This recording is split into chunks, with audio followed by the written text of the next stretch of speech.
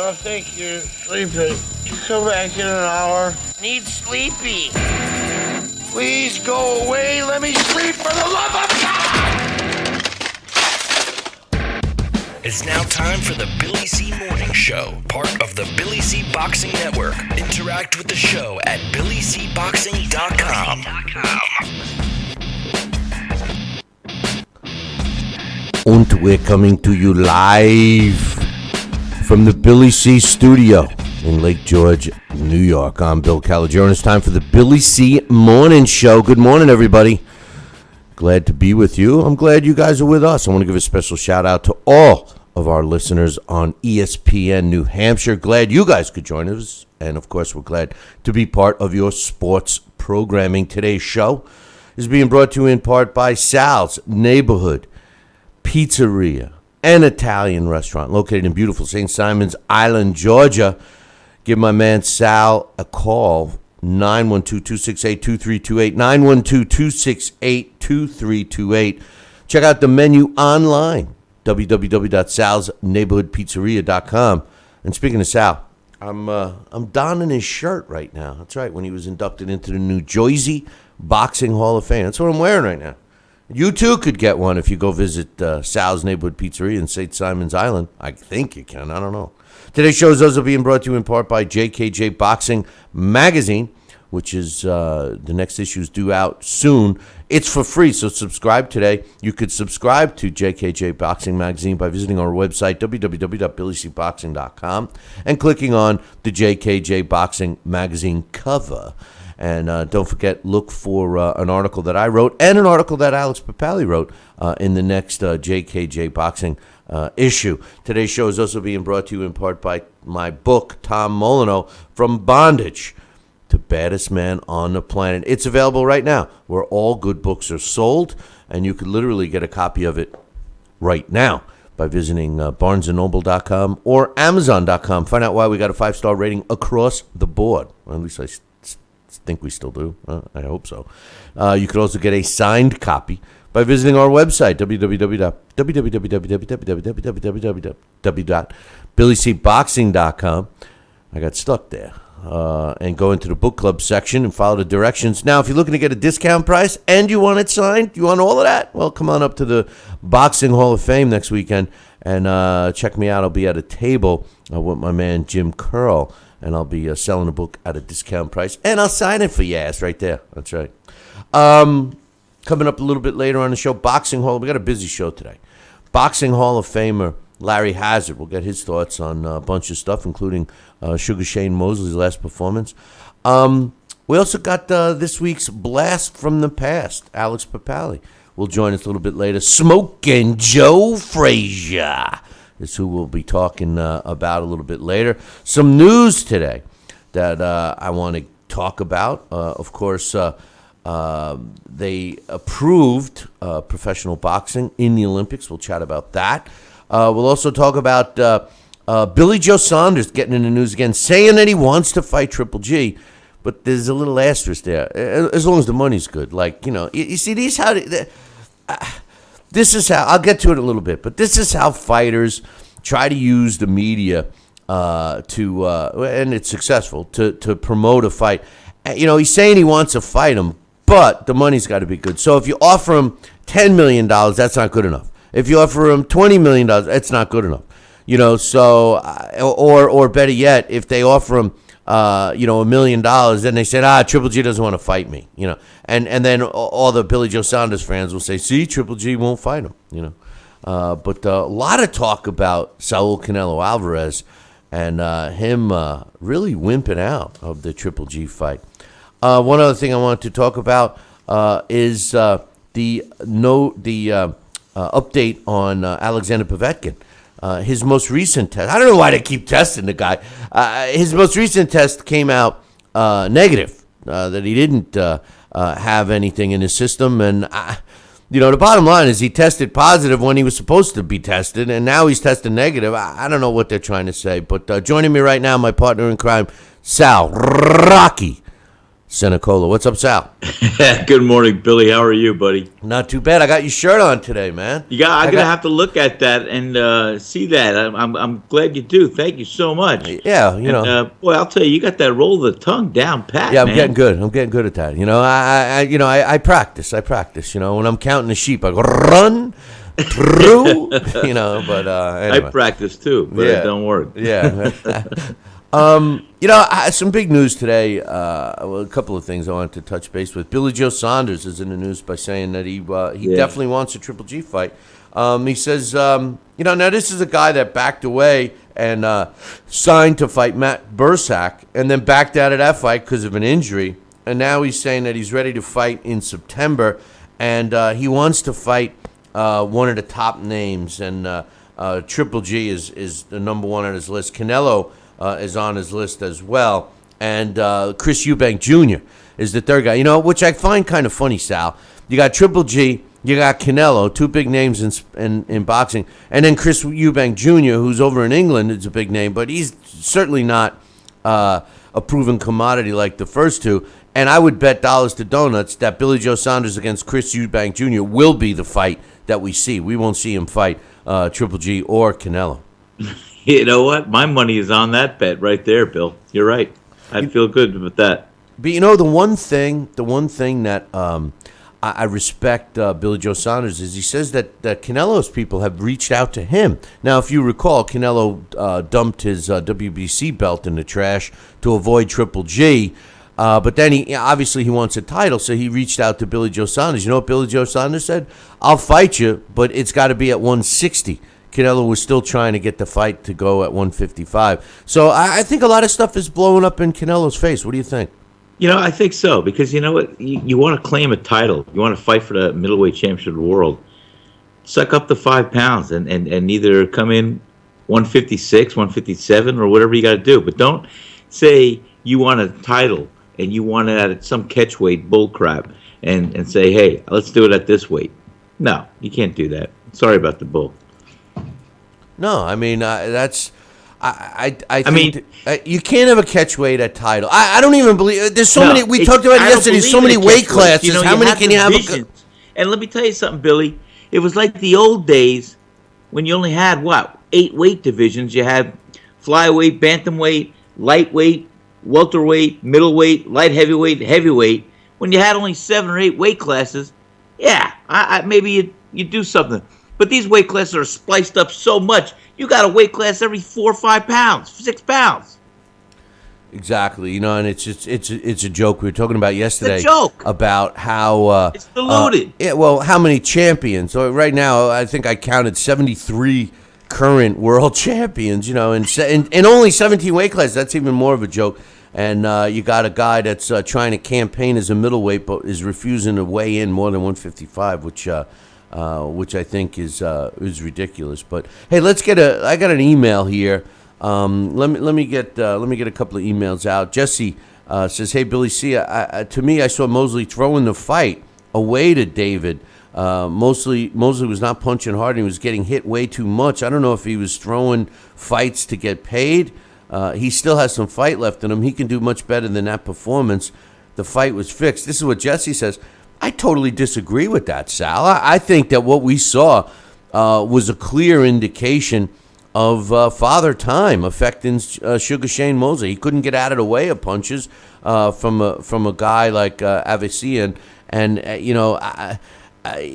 who's nothing special, and there's no reason for him to throw the fight. He would have been in line for a much bigger payday. I just think his days are over at the level we're used to seeing him. Well, I think you're right again, Billy, and I'll tell you what.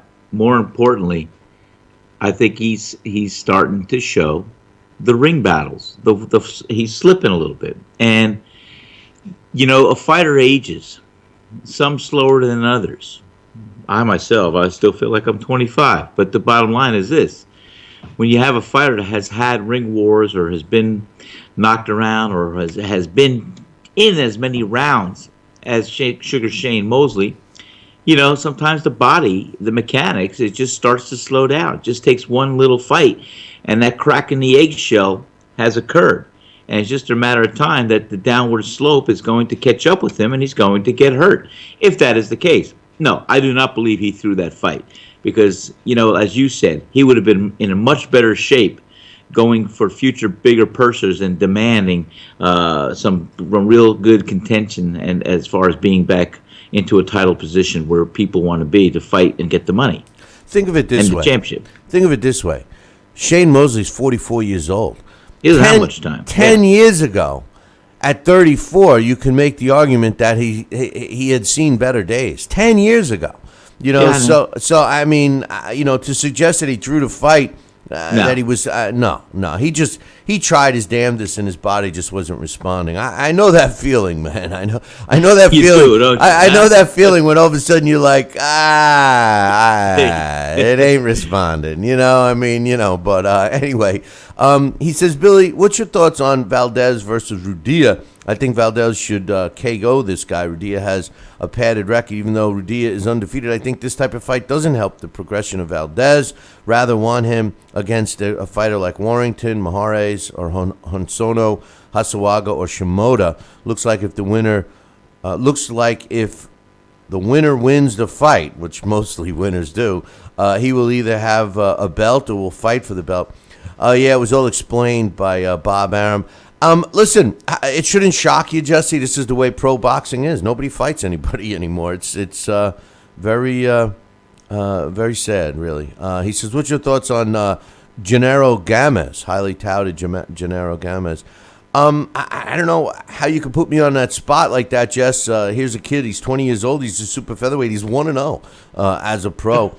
His first fight was in April 15th, and he got a knockout over a 1-5 guy. His next fight is this weekend against a 1-3 guy, Juan Bryant. I think based on his first 10 fights and who they're against, I think will give us a true representation of who he is and what his team thinks of him. I personally don't think that fighters that are overprotected, Sal, it does them any good. I mean, there are exceptions. I think Demetrius Andrade is a good example. He was a proven guy in the amateurs. They did kind of protect him a bit in the pros, but since his last 4 or 5 fights have all been against upper echelon fighters. Well, that's true, and let me tell you something too. When you protect a fighter or overprotect a fighter, you also it works on his confidence. If he's feeling like a bull out of the gate as a contender coming up, then all of a sudden, fighters are smart. They're either looking for the protection because they know they don't have the stuff, or they're saying, hey, wait a minute, why are they protecting me? I got the stuff. I'm a world beater. Let me get it. And, and I see, there becomes a possible confidence issue in the future. So when he does step up, forget about it. He's going to get his butt kicked possibly. Exactly. Hey, Sal, hold that thought. We're going to take a short break. Hopefully the sound system is working today, and we'll be back in 2. The Billy C. Morning Show will be right back. Hey, fight fans, check out KOFantasyBoxing.com.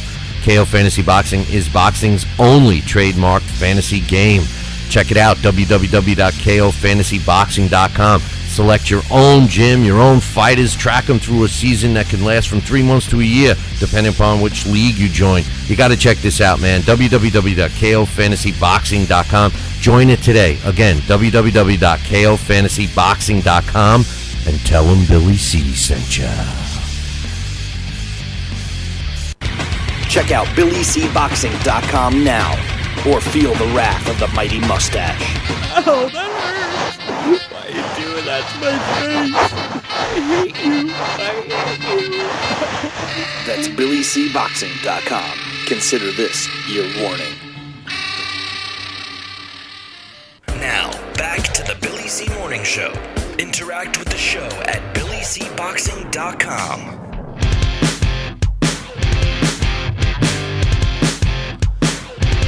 And we're back. You're listening to the Billy C. Morning Show right here on ESPN New Hampshire. Glad you guys could join us. Don't forget today's show is being brought to you in part by JKJ Boxing Magazine.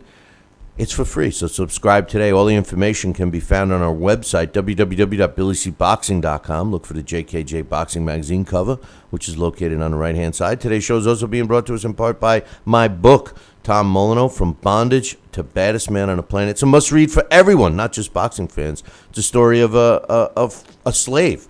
This guy was born a slave in Virginia and was forced to fight. He ended up fighting for his freedom, and because of the color of his skin, got robbed of a world championship, and he's still getting robbed today. Read what I'm talking about. It's a must-read book for everyone of all ages. And as a matter of fact, you should have 4 or 5 copies floating around your house. You can get a copy of Tom Molyneux, From Bondage to Baddest Man on the Planet, where all good books are sold. You can get a copy right now.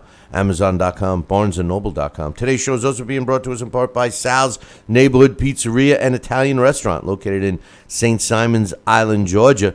Check out the delicioso menu, www.salsneighborhoodpizzeria.com, or give my man a call, 912-268-2328, 912-268-2328.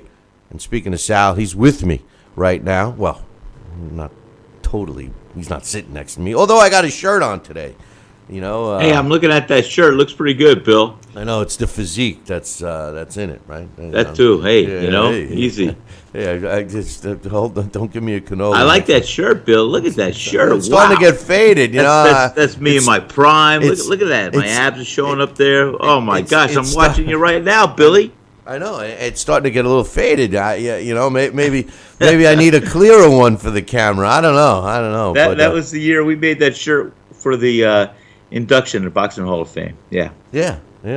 So we got one more email. Let's read and then get into a hot topic right now with the Olympics. But this one's from my man Joel. He's in the chat room right now. Okay, let's hear what Joel has to say. If you're watching or listening on a live stream right now, check out our chat room up on BillyCBoxing.com and join in those right there games. Joel says, it was announced by the fat guy today, he's referring, of course, to Dan Raphael, that Jesse Vargas has signed to fight Kell Brook in the UK.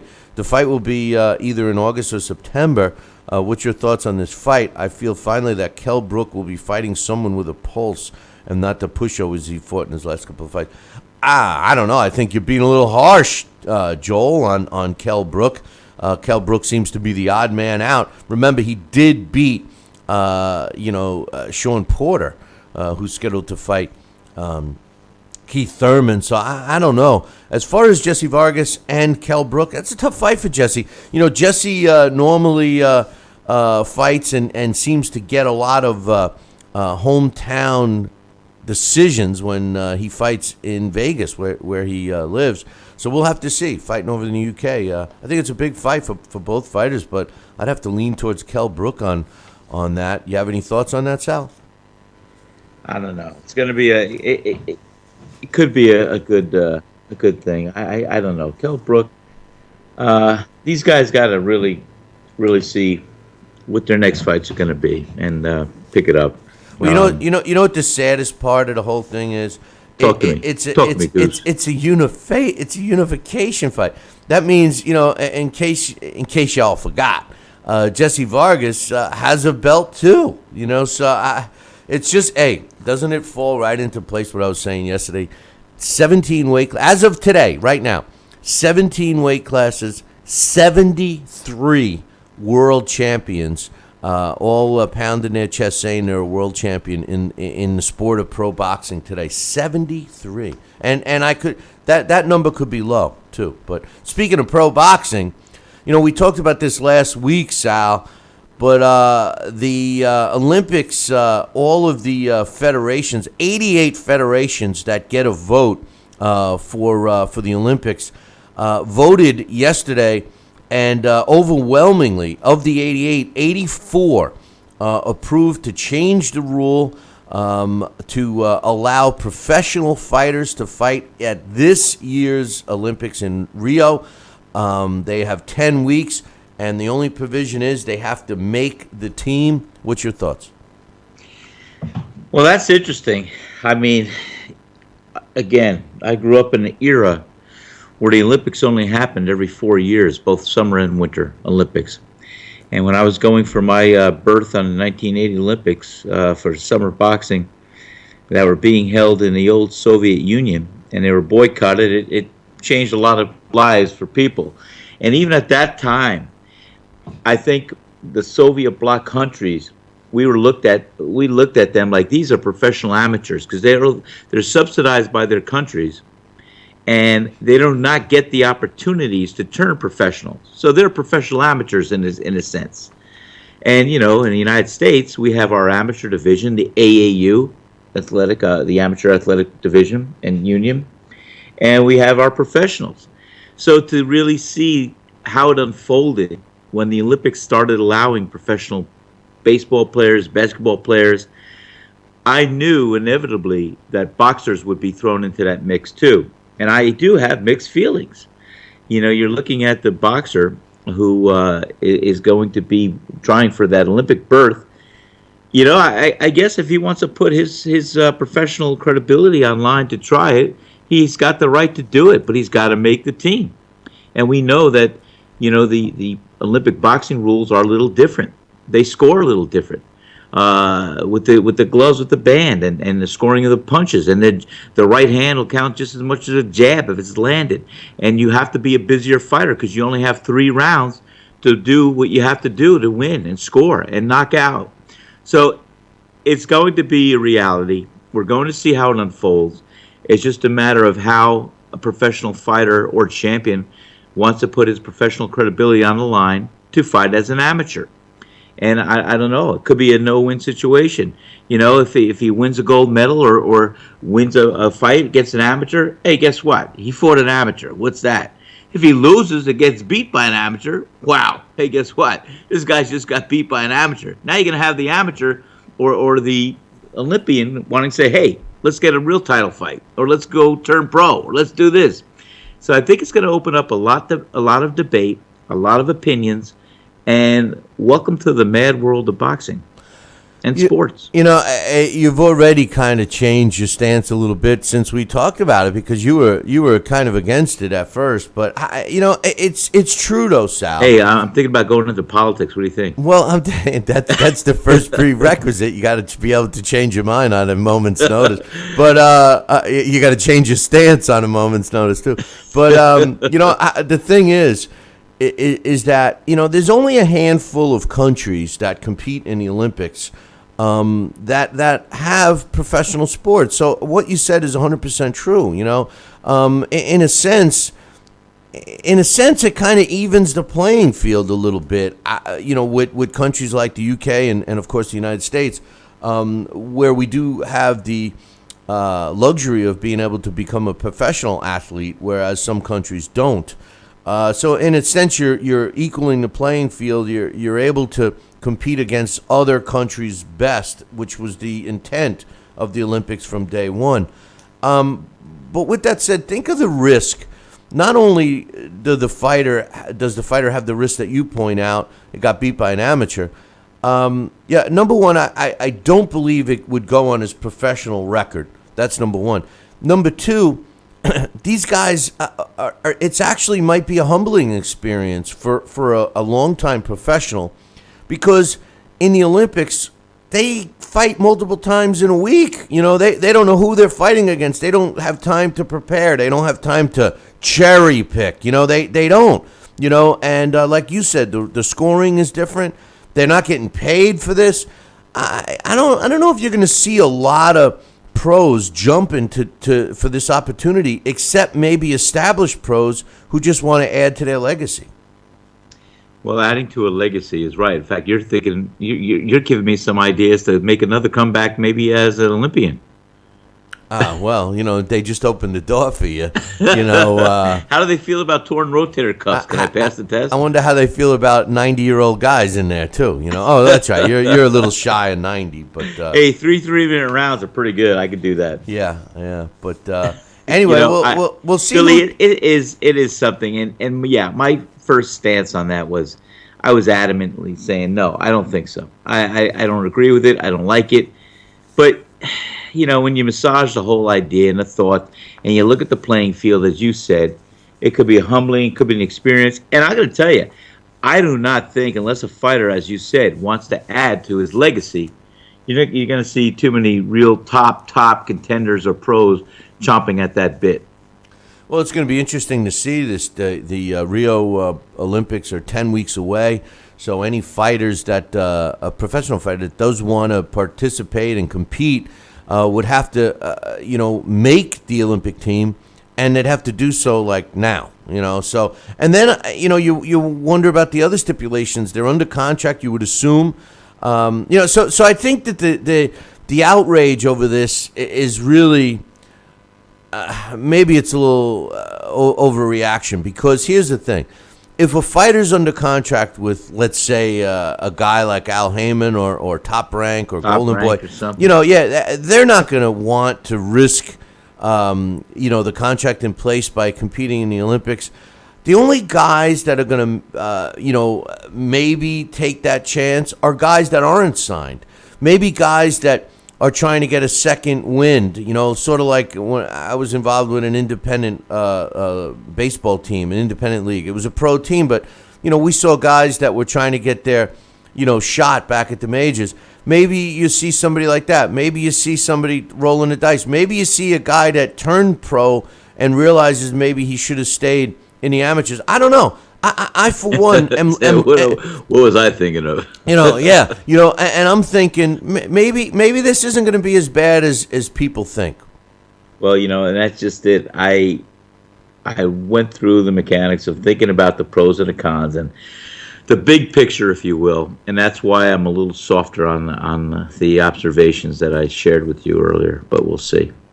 Well, we will see, and I don't think the floodgates are going to open. I don't think you're going to see, a plethora of fighters saying that they're going to compete in the Olympics. I think we may end up with a couple, but I think it's going to be a certain profile of a professional fighter, as you said, that's going to be wanting to try to go for Olympic gold, and I'll tell you what, they may get stopped right in the gate by some of the top amateurs that know how to fight an amateur fight versus a professional fight. Well, look at it this way. Our USA boxing system sucks right now. And I really think that they need to get their act together. I've always said, as much as I don't really like him and his ways, but I thought Teddy Atlas would be a great guy to run USA boxing. Because he loves the power, and I think that he would help our United States amateurs. I really do. And I'll tell you, I think we need some new blood to really resurrect that interest, because I remember in my era, you had some stellar guys up there that I had the opportunity to work with, and that was Pat Nappy and Colonel Donald Hull. These guys were big, and they were the ones giving me the pathway to the Olympics and the USA boxing and fighting. It was great. The only colonel I ever knew besides Colonel Bob was Colonel Klink from the Hogan's Heroes. Commandant. You don't know. I know nothing. Hey, Sal, great chatting with you again today. We look forward to tomorrow. I got to take a break. Yeah, please. I know you spent all that money your parents gave you on singing lessons. So I got to tell you that story one day too. How I used to take the bus to the city. Yeah, well, maybe you should have stayed out of the city. Forget about it. I peeked around the corner. I saw Gleason's gym. I started to go for boxing lessons instead of singing lessons. 6 months later, my mother said, "Hey Sal, let's hear you sing." I started singing. Didn't sound that much better. She said, "Well, keep working on that, son." I said, "Yeah, Ma, but you don't understand. I'm developing a hell of a right hand." I tell you, when I walked around and I was past the corner right by Gleason's, all I saw was the pizzeria across the street, and the rest is history. But hey, Sal, we'll chat tomorrow, and I'll chat about that other thing later to you. I'll give you a call after the show. All right, buddy. Have a great day. Thanks so much for your time. All right, brother. That's Sal, Rocky, Santa Cola. I'll be back in 2 with Larry Hazard. The Billy C. Morning Show will be right back. Hey, fight fans. Check out KOFantasyBoxing.com. KO Fantasy Boxing is boxing's only trademarked fantasy game. Check it out, www.KOFantasyBoxing.com. Select your own gym, your own fighters, track them through a season that can last from 3 months to a year, depending upon which league you join. You got to check this out, man. www.KOFantasyBoxing.com. Join it today. Again, www.KOFantasyBoxing.com, and tell them Billy C sent ya. Now let's dig into our archives and hear a rare interview when Billy C. first became the champion of boxing talk radio. Hello, Billy C. As the new champ, can we ask you a few questions? Why, certainly. Okay, your fans would like to know how you and your corner have successfully walloped the competition. We're not ordinary people. We're morons. Anything else? I'm a victim of circumstance. Did your success finally come when you made the show 5 days a week for 2 hours? What do you think? I'm trying to think, but nothing happens. Now, please tell the listeners what you've learned from making it this far. Certainly. If at first you don't succeed, keep on sucking till you do succeed. Great words of wisdom, Billy C. Keep up the great work as the undisputed People's Champion with your show, Talkin' Boxing with Billy C. Any last words to anyone who's listening? This is your fault, you bonehead.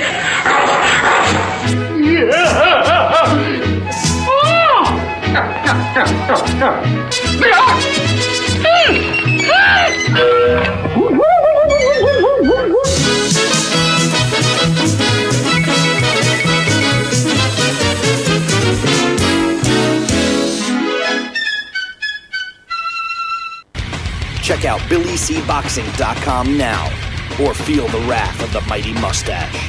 Oh, that hurts. Why are you doing that to my face? I hate you. I hate you.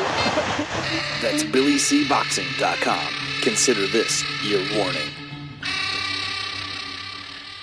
Now back to the Billy C. Morning Show. Interact with the show at BillyCBoxing.com.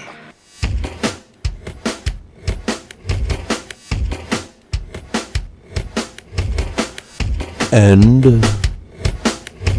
we're back. You're listening to the Billy C. Morning Show right here on ESPN New Hampshire. Glad you guys could join us, and we're glad to be part of your sports programming this morning. So we appreciate it. Joining me right now, Boxing Hall of Famer and New Jersey Boxing Commissioner, Larry Hazard. What's up, Larry? Hey, good morning, Billy. How you doing? I'm doing pretty good, man. I'm doing pretty good. A little better than Sugar Shane Mosley. You know, I watched the fight last week. I'm sure you did too. And, you know, Sugar Shane was always one of my favorite. I got to admit, he was always one of my favorite fighters, Larry. I mean, class act from day one. I mean, and, you know, when you think of him, 12, 13 years ago, I mean, he was just a fantastic fighter, worthy of the nickname Sugar. But that was a long time ago, and what I saw this past weekend was kind of sad to see a guy that, you know, couldn't avoid being hit. I mean, his reflexes just clearly aren't there. His speed is not there. His body is not responding to his mind, or maybe he's overthinking. I think Steve Kim said it best. He's like an old car with a new paint job because he looks so good. What's your thoughts on his performance against David Evenison, and hopefully where do you think he goes from here? Well, I hope that he looks at it and really does an analysis of his performance. And, at this point in time, what does he have to gain? You know, he lost the fight. He actually thinks that he won the fight. You know, here's a guy, he's had about 60 fights, okay? I mean, 60 fights today, that's a lot of fights. And, again, like you said, he looks like an old car with a new paint job. Sugar Shane Mosley, the sugar's all gone. You know, you could see his reflexes are slow. He was getting hit with a lot of shots, you know, and he's just nowhere near the fighter that he once was. So I don't know when these guys reach this point in their careers, what are they trying to gain? You know, what is the goal? You know, when I look at fighters like Shane Mosley, I look at Roy Jones, I even look at a guy like Shannon Briggs, Briggs obviously is chasing a big payday. But Sugar Shane Mosley, I'm sure he's put away some nice money. He's had some very nice paydays.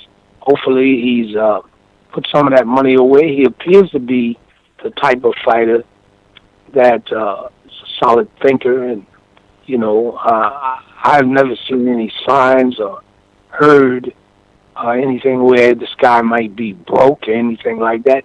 So it's like downhill, and you would think that fighters like Shane Mosley would cherish the plateau that they had reached as outstanding.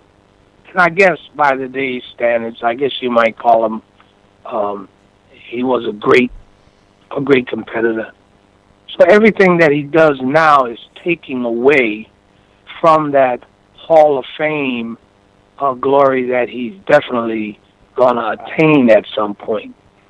So maybe after this performance, he'll take a look at it, and hopefully his father, who seems to have a great deal of influence over him, will be able to convince him that it's time to hang him up, and put all of his energies behind the Sugar Shane Jr., who had a nice little victory, and go that route. So we'll just see what happens. But I agree with you. I think it's time for him to hang him up. I think that when athletes, especially superstar athletes, begin to age, I guess normal folk like us can't fathom what it's like to be at that such a high level to begin with. At least I can't. And the truth of the matter is I think Mark Twain once said, "Too bad youth is wasted on the young," and I think that's a great example, because these guys realize some mistakes they made, and they're looking for that glory one more time. And if you go back in the history books, not just boxing, I mean, I'll never forget Michael Jordan. To me, Michael Jordan was the best basketball player ever that I've ever seen live. I've seen him do things that just defied physics and gravity and everything else. And yet, he stayed around too long, even him, and I don't know. I think it's just that one more, they want that one more shot at glory, and they're not willing to say enough is enough. And I think you're right. Well, I think that he does have the money, and he should focus more on Shane Jr., because Shane Jr.'s got a lot of holes, man. Yeah, and you know what, Billy? I agree with what you're saying. But also, it's the quality of the competitors that they're looking at. See, the mind plays games with these older guys who were, and again, as you see how reluctant I am to use the word great, especially when it comes to fighters. But I guess I would be right in saying that Sugar Shane, of his day, when he was at his best, he was a great fighter of his day. Yep. Okay. Certainly not compared to some of, prior decades. So I want to be fair with him. But what happens is this, and it happens in sports like basketball, boxing, and maybe some other sports. They look at the quality of competition that's there, and their mind tells them that they can still do it.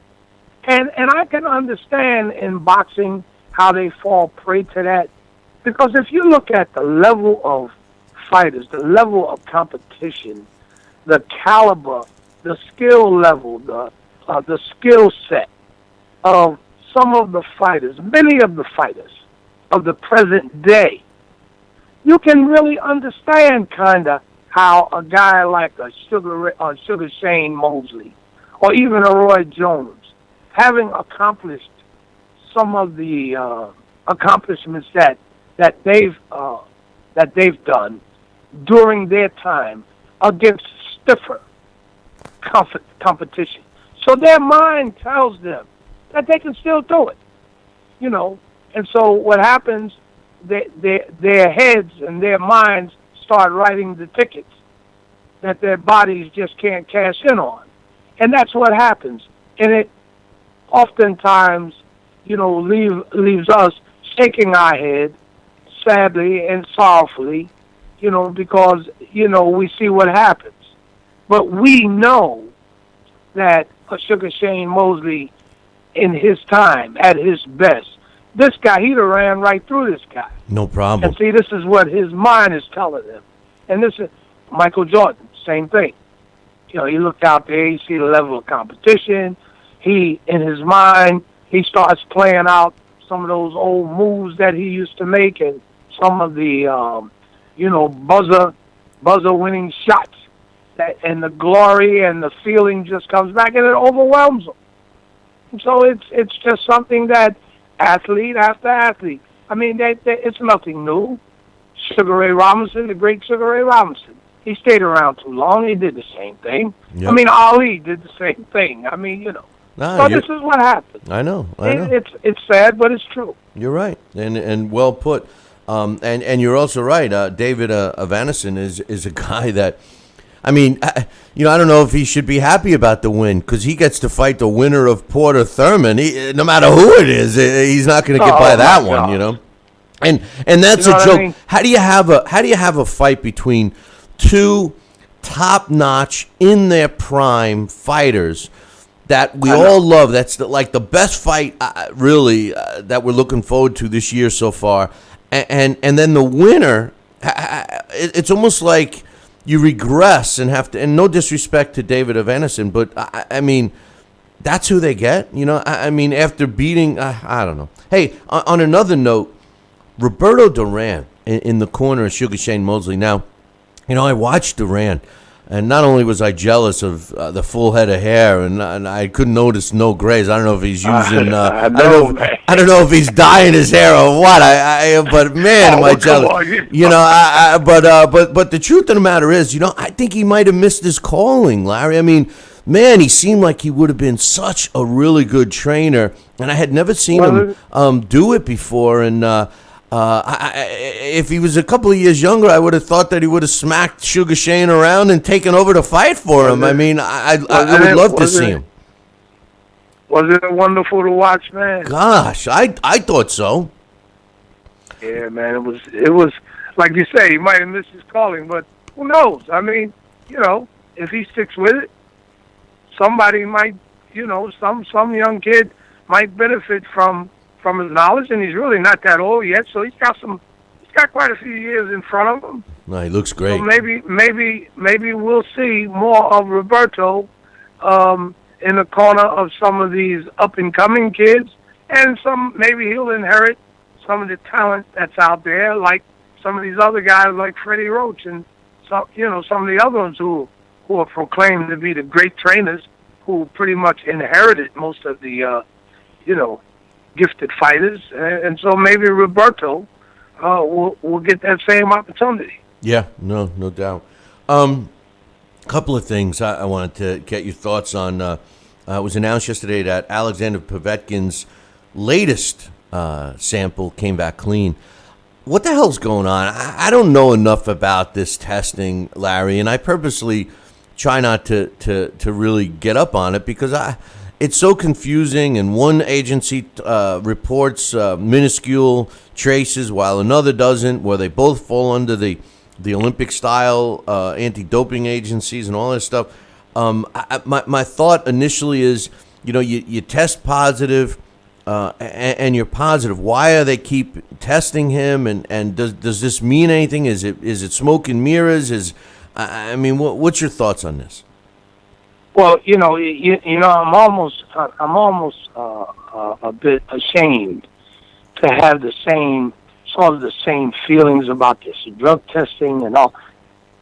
Every time you turn around, there's somebody coming up dirty with some drug you never heard of and all.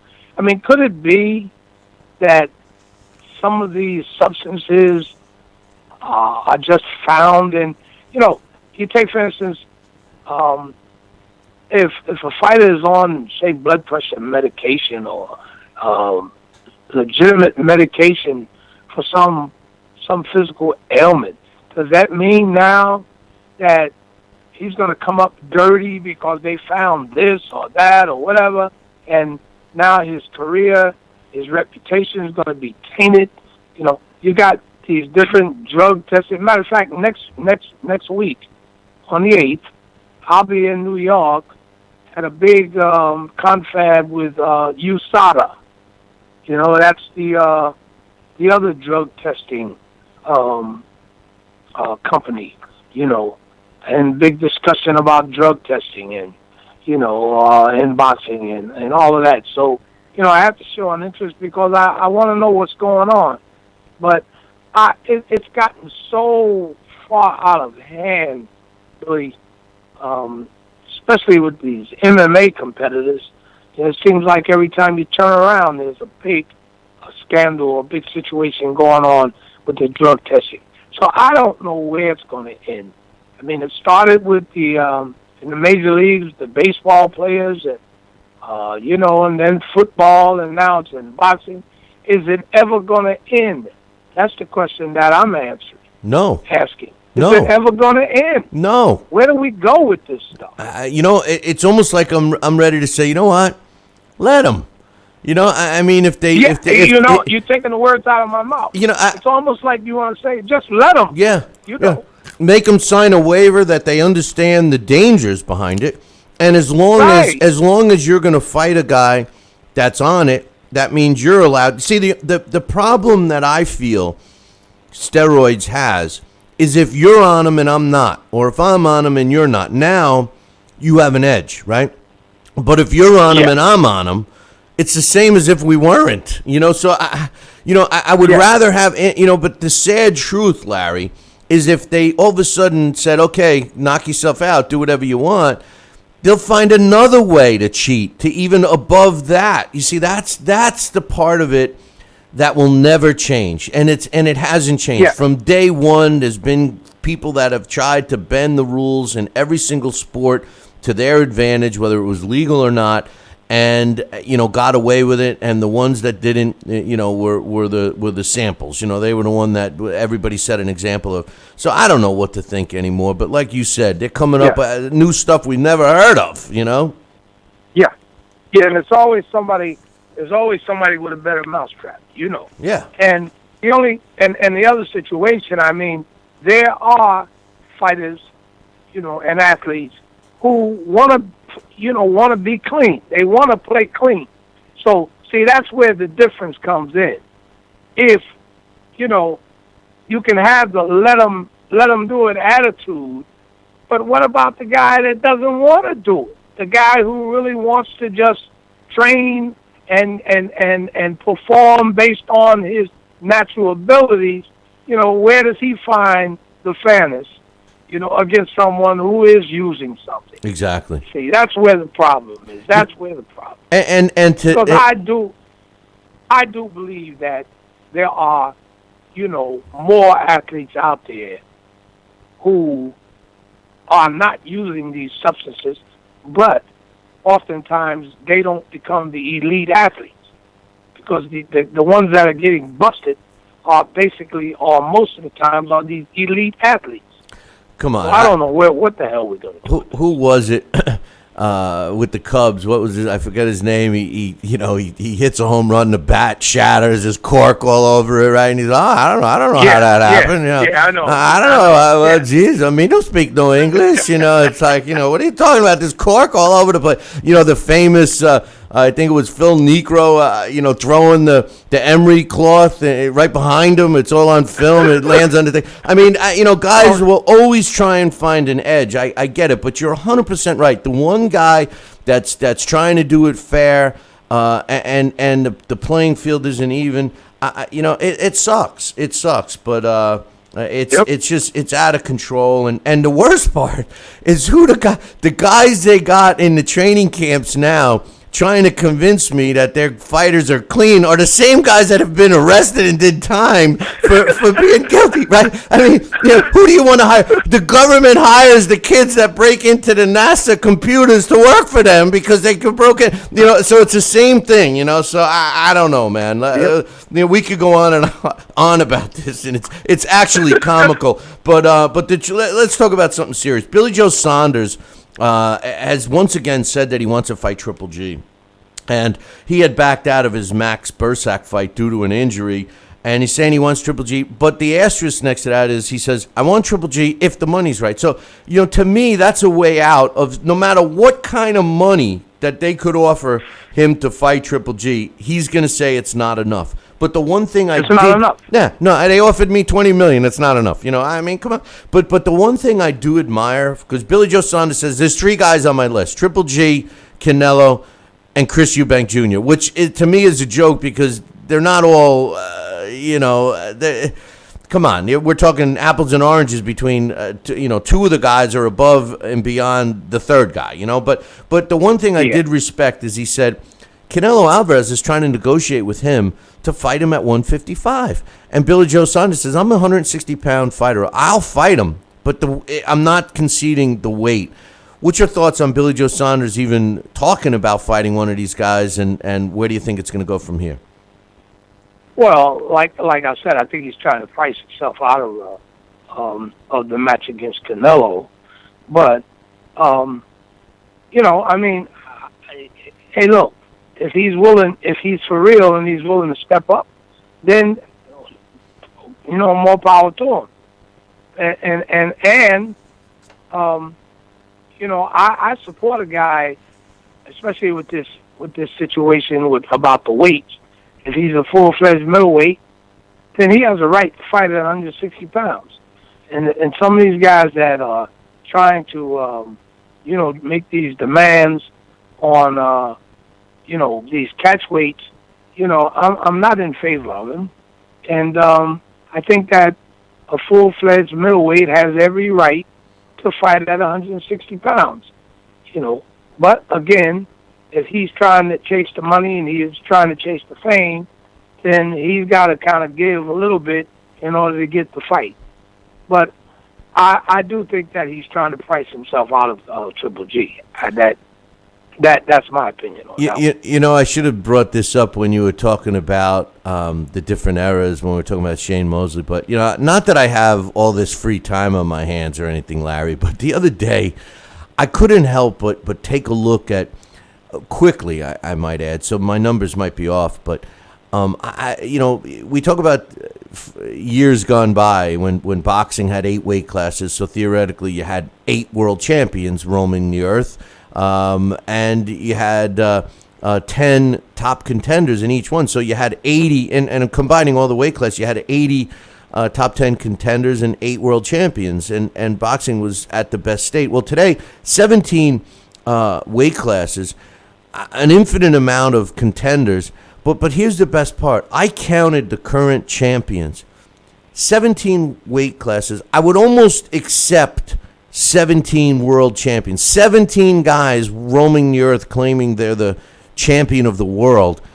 But I counted 73, Larry. 73 world. This is a serious show, and although Larry and I seem to be doing slapstick, it's not. 73 people in the professional boxing today, distributed over 17 weight classes, all claiming to be world champions. What's your quick thoughts on that? Yeah. Well, and the number grows every day because there are more sanctioning organizations popping up, and so they will have their own separate list of champions also, okay? But I think it's pathetic, as I've always thought it was pathetic, but we know why that exists. And as long as the sanctioning organizations are around, it's something that we have to live with. Because, you see, these championships, these different weight class, these different champions in recess, champion, what's the other ones? Champion of Murtai. Yeah. But just so you know, this was 73 in the top 4 major sanctioning bodies. So it wasn't even adding all those other ones. There could probably be hundreds of them. Well, I'm glad. Okay, then I'm wrong. I stand to be corrected, and I'm glad that you made that correction. It's even worse. There might be still some hope. It's even worse, though. You know why? That's all. The commercial aspect of it. Oh, I know. Is and that's not going to go away, and it's sad. But the boxing fans have bought into it. the belts have become the symbol of greatness. Just to get a belt. Yeah, but I mean, if the true fan was educated and they saw that there's 73 people claiming to be titles holders, come on. Hey, listen, we're almost out of time. I got about a minute or so. It was announced yesterday that boxing has unanimously voted to let pros fight in the Olympics as soon as this next one. 88 federations who were eligible to vote. 84 approved it. The stipulation is the pros that want to do it have to make the team. What's your thoughts on this, Larry, considering that a fighter that is pro now would have to all of a sudden not be able to cherry pick an opponent, would have to fight whoever's in front of him and do it all for free? Do you think that we're going to see any substantial fighters compete in the Olympics? Well, I hope not. And for the first time, I don't want to say for the first time, but I will say that the WBC, has stepped up and is vehemently against this, and I totally agree with them. Okay, professional fighters. I don't know what. I'm still looking at this situation.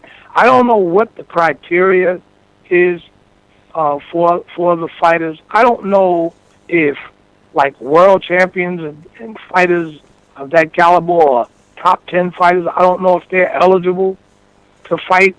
I don't know what the criteria, the criteria is to qualify, but I think it's that's that AIBA.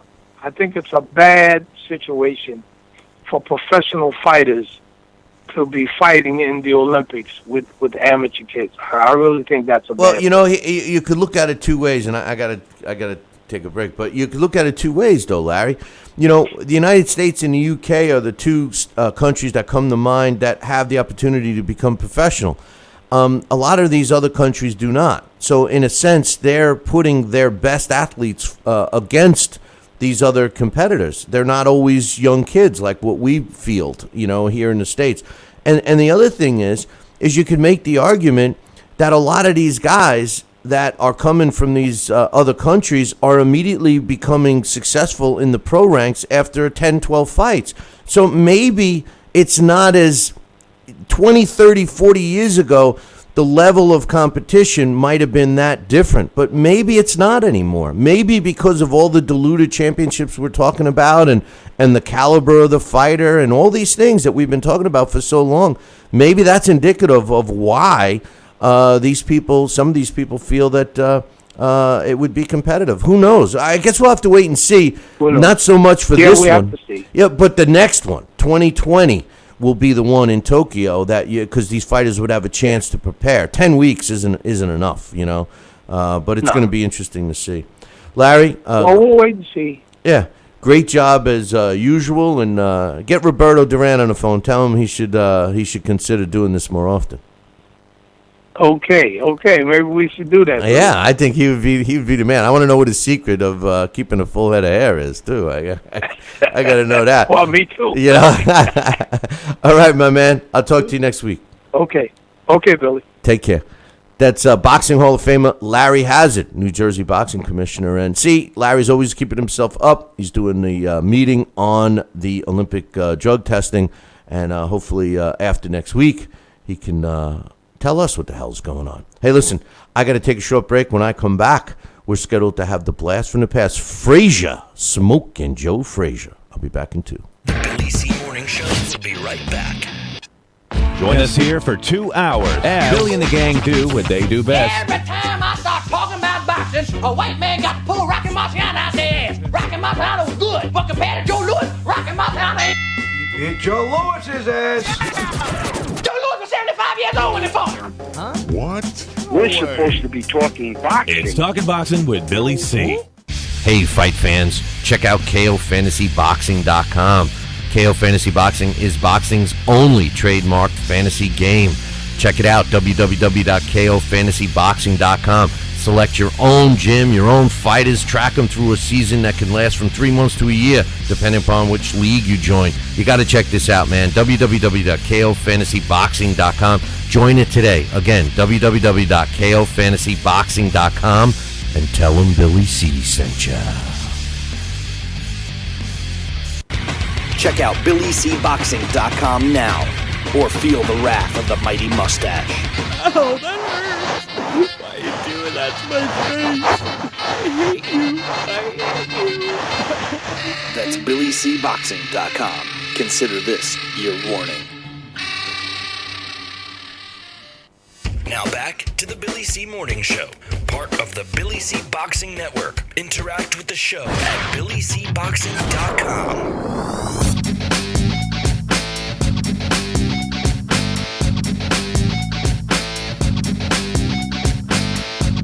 And we're back. You're listening to the Billy C Morning Show right here on ESPN New Hampshire. Glad you guys could join us. Don't forget about my book. Don't tell me you forgot about it. Tom Molyneux, From Bondage to Baddest Man on the Planet, is available right now where all good books are sold. It's a must-read for everybody. Get yourself a copy right now. You can get it right now by going to Amazon.com or BarnesandNoble.com. Make sure you look me up if you're going to the Boxing Hall of Fame next weekend. I'll have a table on Saturday in the card show, so get a copy then at a discount price. Well, it's that time again. Blast from the past. We shine the spotlight again on fighters from years past. Marciano, top-ranking heavyweight. Joe Louis is the leading contender. Joe Frazier with a left hook. Good right hand thrown by Foreman that time. Look at that left hook. That goes to Ray Man. And this week's Blast from the Past, which is being sponsored by KOFantasyBoxing.com, features a fighter that everybody knows the name, Smokin' Joe Frazier. And joining me right now to tell us all about Smokin' Joe Frazier is my man Alex Perpali. What's up, brother? Good morning, Billy C. How are you? I'm doing a little better than my sound system seems to be doing these last few days. Having some issues there, but hey, what are you going to do, right? What are you going to do? You got to love the gremlins. It took me four calls for call-in to connect. So really? Today? Yeah, but I have Comcast does my phone now, so every now and then I notice since they've taken over, there's gremlins in it. Well, let me tell you, you've had such experience with them. What happened? What kind of plan did they offer you to make you stick with those guys? I mean, I remember you hated them. They gave me a good deal, and the company that took over for AT&T around here is notoriously bad with billing. So and they were charging like $70 a month just for the home phone with long distance. So. Jeez, it sounds like our political race. You got two. One choice is bad, the other choice is worse. What the hell do you do? You know, I mean, but exactly. Anyway, Joe Frazier. I've heard of this guy. Tell me about him. Yeah, Joe Frazier. I thought we had done him before, but I guess we have not. Great heavyweight champion, and this is one of those moments where. You know, having done Ali so recently, it reminds you the thing about the Blast from the Past is it's very much like if you learn about if you learn about lions and tigers and leopards and you learn about these great different species of animals. You know, the day you learn about the tigers, you think there's nothing better than a tiger, and then the next day you learn about a lion. Oh my God, there's nothing better than a lion. That kind of happens with the Blast from the Past, too, because, these guys are all great. And it's just that when it's the fighter who's being featured, it's their turn, you hear about how great they are. Well, it's these last few weeks, last month or so, we've been kind of, what makes this segment so interesting to me anyway, is that we usually pick, and that was the criteria at one point, where we pick fighters that most people had not heard of, and we try to educate them and hopefully they would do some research and learn more about the fighter. But the last month or so, we've been doing fighters that most boxing fans have heard of. Maybe they don't know as much about these guys, and it really brings to light, Alex, without getting off topic, it really brings to light how much better these guys that are more well-known were, and some of the reasons why they are, their reputations are still strong as ever today. And Joe Frazier's a great example of that. True. And, the thing that's interesting, too, is I think along the way, as even these great guys were coming up, a lot of the same questions we ask of fighters today, we asked of them. And the difference is that they answered them, and they answered those questions with resounding, yes, I can, and that's what makes them so great.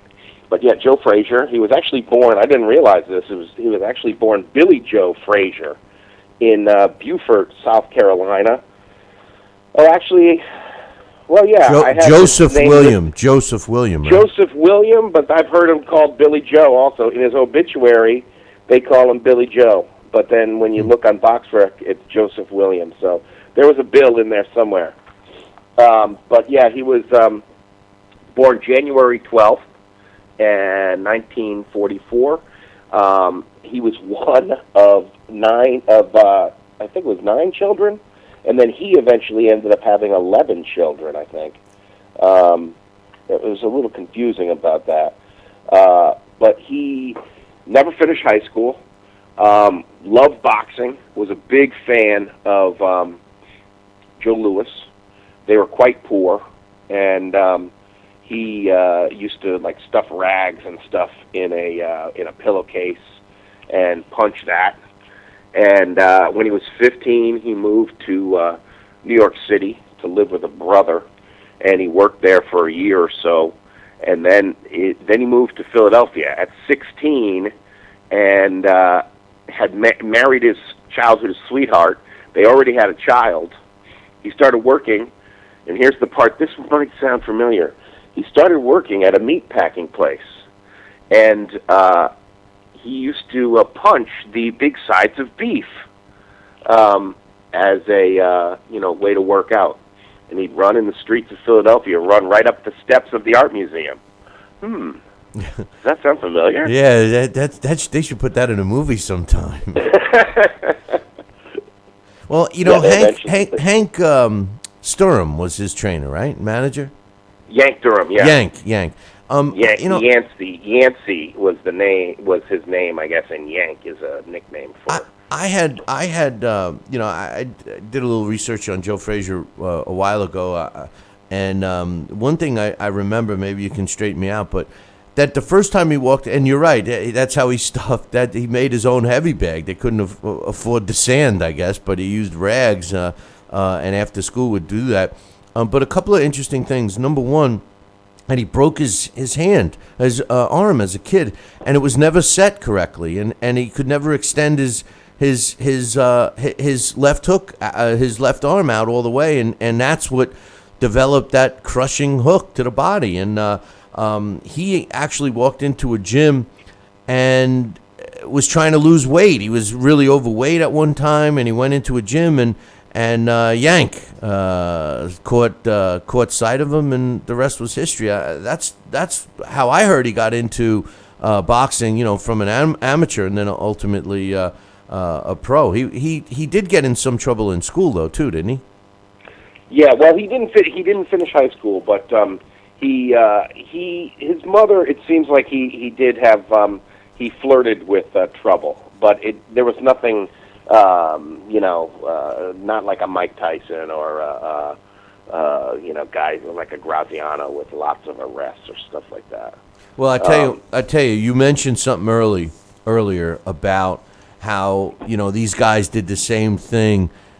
That we questioned the same things for these guys as we do for current fighters, and I look at his record, and you look at the resume, and you see some experienced fighters early on, but in his 12th pro fight, he steps in with Oscar Bonavena, and Oscar Bonavena was a quality fighter at the time, 21-2, and a lot of people felt that Joe Frazier lost this fight. He ended up getting a split decision win at Madison Square Garden in New York City, but many people thought he lost this fight, and he didn't feel so great about this fight either. And he claims that it made him a better fighter. Not that he got any easier fights after that, because after Bonavena, he fought Eddie Machen and Doug Jones, before 2 fights after that, fighting George Chuvalo. So I think to suggest that he got right back up on the horse is an understatement. Yeah, and I do think that that shows you that's one of those things that that where there is a difference with today's fighters, because although we did see recently a fighter take a nice step up, and he did pass the test in that Joseph Parker Carlos Takam fight what was that, last weekend. That was a nice step up, and he was tested, but he wasn't. I mean, Frazier was downright hurt. He was down twice against Oscar Bonavena, in some trouble, but he prevailed. Bonavena, of course, is probably a few notches above Carlos Takam. But the thing about it is that, there's no doubt about the disadvantage he had was that he was small. He was short. He was 5'11 and a half, and a lot of times you see him mentioned more at 5'10".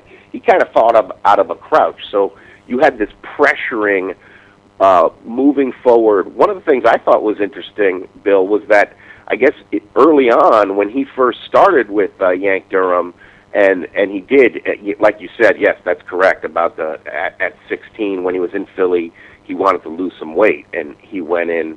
He already had that love for boxing, and he had done it at home when he was a child, wanting to emulate the greats like Archie Moore, and he had a real affinity for Joe Louis. But his style, Yank Durham made the decision, like, look, you're not a boxer. But he, at first, wanted to, in those amateur days, really wanted to box and move and circle and stick out a jab and flick out a jab, rather. It was Yank Durham that said, no, look, pressure, bobbing, weaving, that's what you're built for. Maybe that arm injury was part of that. But, it was Buster Mathis was the guy who ended up, he beat him in the amateurs, and Frazier was not supposed to go. Well, he went to the Olympics only as an alternate.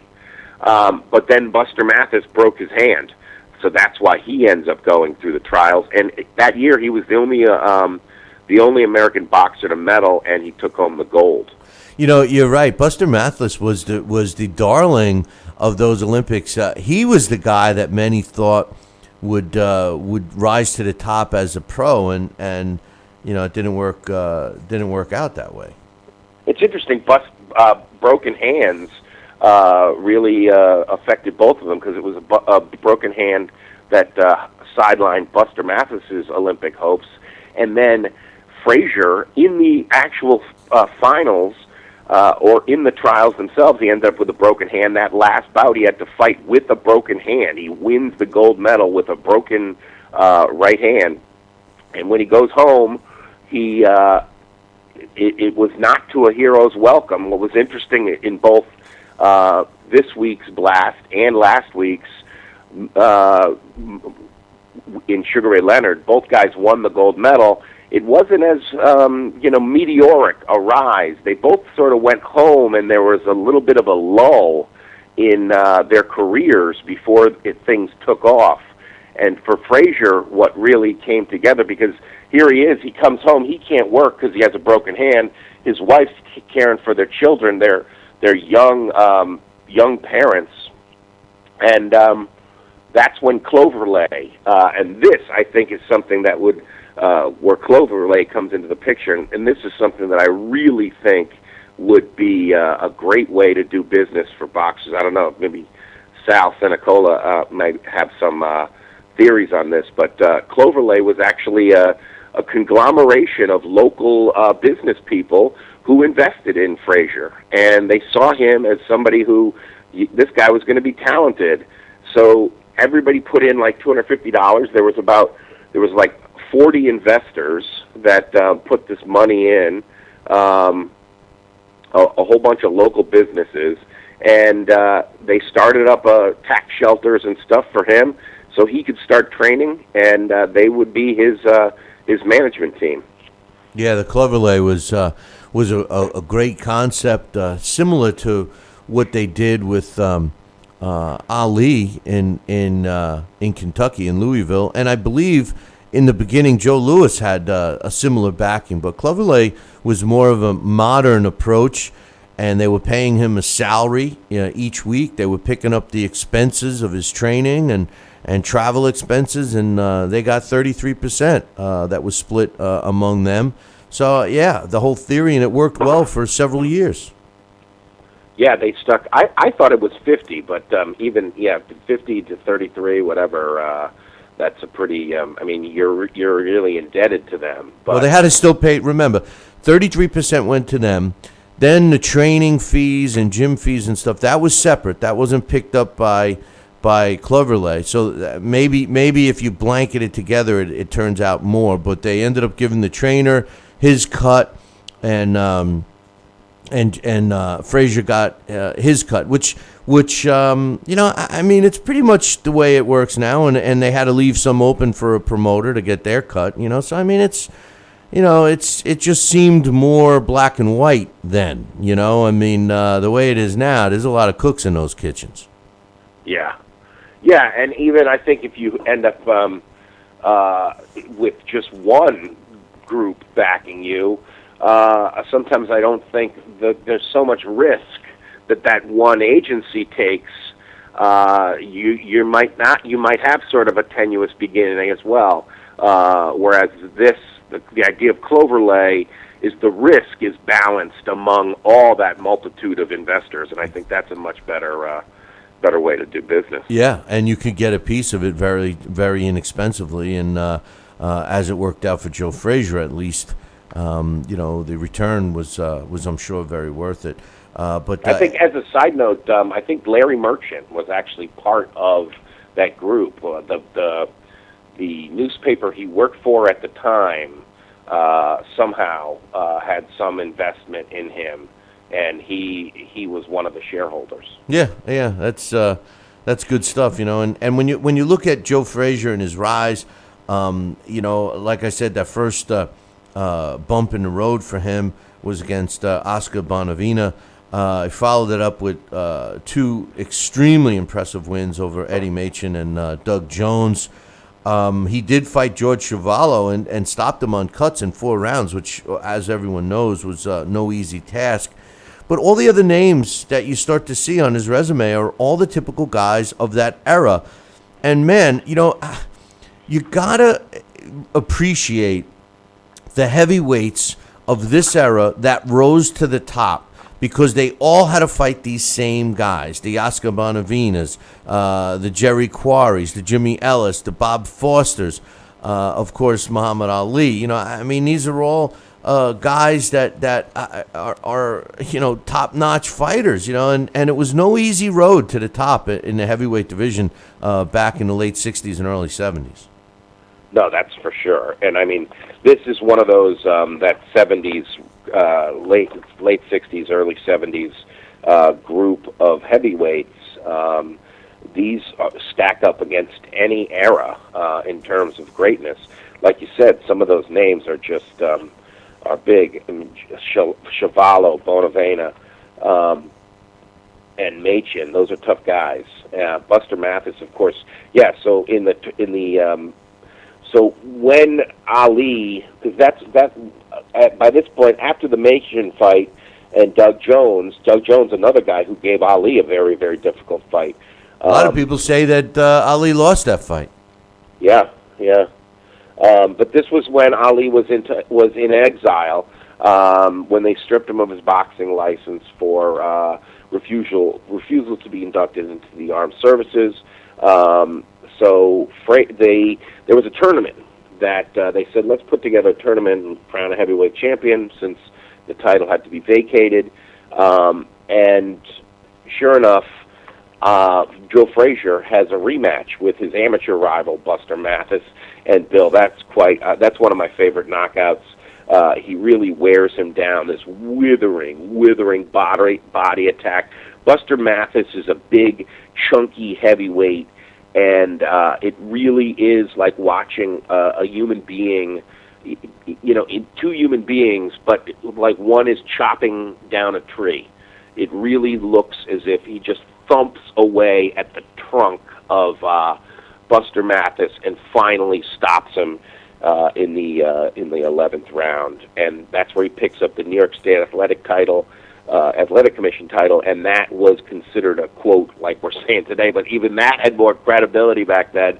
It was, quote, a world title, but it was only recognized by some states, so there was still some discrepancy, and of course that was one of the facts of why leading up to the Ali fight, they're made even more. It became even juicier because there was the question of who's the real champion, the paper champion, who's been, instated, if you will, or Ali himself, who never lost it in the ring. You know, the funny thing is that meanwhile, back in the WBA, they too were having a tournament, and Jimmy Ellis rises to the top in that sanctioning organization. And, after two successful New York State world title defenses by Joe Frazier, he was in a unification fight in 1970 with Jimmy Ellis. And what was on the line was the WBA title, the New York State Athletic Commission's heavyweight title, and the new vacant WBC heavyweight title. And at the end of that fight, Joe Frazier wins when he beat the snot out of Jimmy Ellis and walks away with two of the belts because the New York State Athletic Commission title kind of just withered away or just went away. What was the story with that? I don't know. That's a good question. I think what happened with that was they started recognizing, the sanctioning bodies at that time were supposedly being looked upon as non-biased because every state almost had a world title, and that's where there was a lot of confusion. New York State was considered by most the world title, but the New York State they had been sort of naming a title for years, hadn't they? Because I can remember earlier fights in the 50s and stuff, and even earlier than that, where they would be fighting for the New York State title, and that would be a big deal. Most people recognize the New York State world title as the world title, that in the Ring magazine. But after 1970, things the New York State Athletic Commission was doing some crazy stuff, and they kind of took a back seat. Thus, moving forward, the Bob Foster fight was for the WBC and WBA titles. And then, of course, the first Muhammad Ali fight, many people felt that was for the real world title because, like you just suggested earlier, Muhammad Ali had never lost his title in the ring. And this was a huge fight, not only for the heavyweight division and for the sport of boxing, but for the city of New York. This was a who's who showed up at this fight on March 8th in 1971. Absolutely, yeah, that is... It was the fight of the century. This is the fight of the century of fights of the century. But I just wanted to mention quickly, Frazier was in a fight of the year, a Ring Magazine fight of the year, that we just passed against another great heavyweight contender of the age in Jerry Quarry before he fought Jimmy Ellis. That fight's tremendous. I'll post a link to it later. But that fight, because that's on YouTube. And it's interesting because they're both smallish heavyweights, but they matched up so well, and it was an incredible fight. And it's one of those fights where you can't, if you follow this age, Jerry Quarry, you can't help but feel that there's a tragic quality to him because he was a badass whose skin would fail him very often. So many of his fights with great fighters ended because of his flesh would give up. The will was there, but the flesh was weak, Billy C., like they say. Jerry Quarry has got to be, and now again we're off the thing, but Jerry Quarry has to be one of these guys. I mean, his name is synonymous with every great fighter from this era. They had to get past Jerry Quarry, and Jerry Quarry, I don't think gets the recognition today for how good he really was. I think people have a tendency to look at records and look at all the big fights he was in that did not go his way, and they dismiss him as being just a punching bag, and that wasn't the case, especially during this era. This guy was a quality fighter, and to beat Jerry Quarry was not an easy task. And although Ali and Frazier and Foreman and all those guys did beat him, I don't think he gets the credit he deserves, Alex. No, he was definitely a great, an uncrowned great of the 70s. And he, one of the things that's interesting, just to tell you, of the 60s and 70s, and one of the things that's interesting, just to compare eras and how much tougher these old timers were. If you just look at who Mike Tyson fought in his first fight back from his exile, if you will, which, was sort of self-imposed. He got himself arrested and convicted and jailed. In comparison to Ali, it's very different. But he fights Peter McNeely. Ali's Peter McNeely was Jerry Quarry. Right. There's quite a difference there in fighting your first fight back, the level of opposition.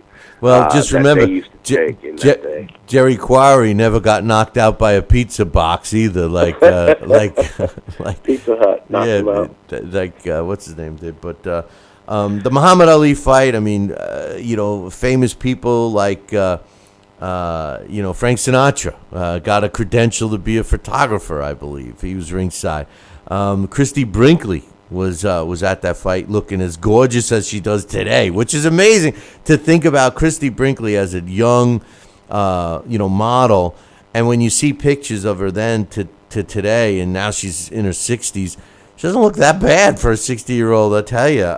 But she was at that fight too. She looks great now, yeah. Oh yeah, I mean, all those fights. I mean, what a huge fight, and the outfits. If you've never seen footage of the Ali Frazier fight in 1971, you got to go back just to see the dress up, the garb these guys and gals were wearing. There was no era like it. Let me just say that. I don't think we'll ever get back to that style. I hope not. Anyway.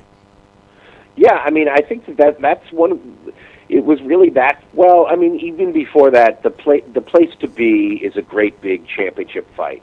But this really made it into something even beyond that, because you had like all the greats from sport, the greats from even from politics. The former New York State senator was there. Governor was there, right? I think what's his name? Rockefeller was there. And who's the Shea was there, right? The guy who put the money behind. I mean, the fight itself lived up. That's the thing, is that they were all in for a treat, because it was one of those things that lived up to its potential and then some. LaGuardia was the other one I couldn't think of. LaGuardia was not Joe LaGuardia. Oh no, that's the Guardia. Oh, sorry, but no, LaGuardia, the one they named the airport after. He was. Another one that was ringside. I mean, there was just so many people there, and that fight, the first one, really, and like you said earlier, the fight of the century, that was such a great fight that it pretty much laid the foundation for what would become both of these fighters' careers. At the end of the day, forget about that they both fought Foreman and had different results and went on to achieve great things. These two fighters, Frazier and Muhammad Ali, were forever cemented as a result of the epic fight in 1971. And then realistically, their careers were defined, despite all those other great accomplishments, like I mentioned, was defined on their next two fights against each other, really. Yeah, it's you can't talk about one without the other. Nope. They are the two great pillars of that age. The thing that's sort of interesting, and this was from the New York Times obituary they ran for when Joe Frazier passed away. The last line, I like this. Frazier once told the Times, Ali always said I would be nothing without him, but who would he have been without me? They needed each other, and this was proof that this fight really proved that they were made for each other, because it was just poetry in motion, this violent dance that they fought in that first fight. You know, a lot of people could make a good argument. And by the way, for ESPN New Hampshire, we are not taking a break. I know I'm a minute past, but we are not taking a break here. And my sound system's not working either. So, you can make a good argument that Joe Frazier was never the same after he beat Muhammad Ali in 1971. Because when you look at his remaining fights of his career, I mean, yes, he stopped Terry Daniels in 4 and did the same to Ron Stander, who incidentally was that trivia question, who was the last world title fight in Nebraska, right? And he was ringside. Remember when Terrence Crawford fought there last year? Oh, yeah. But you could make a solid argument that was really the end of Joe Frazier, because he would ultimately get knocked out by George Foreman 2 years later on my birthday, actually, and clearly wasn't the same. He had another 2 great fights with Ali, but his last 8 professional fights, he had 3 wins, 4 losses, and a draw, and that included the loss of his world title of Foreman, which he never regained. Yeah, but of course there were still epic fights to come. They still had, of course, the Thrill in Manila to come, and quite honestly, his fights with Foreman are the first one is just an absolute demolition. What Foreman did to him was frightening. If you want to see a man lifted off his feet with a punch, watch the knockout in Jamaica, because when Foreman took the title, and supposedly Foreman was terrified of Frazier, that's one of the reasons why he trained so hard and why he attacked him the way he did, was he was terrified of Joe Frazier. Well, Joe Frazier was an intimidating guy, and what I meant was that with the exception of the 2 remaining fights with Ali, you could make the argument that his career, he was never the same. He was only at that elite level with Ali, because all those other fights that he had after the Ali fight in 71, he never performed up to snuff, except if the opponent was Muhammad Ali. If you look back and look at all the rest of the fights, he either lost or had a ho-hum performance, except against Ali. Those were the only. It was almost like he couldn't get up for fights anymore unless Muhammad Ali was in the opposite corner.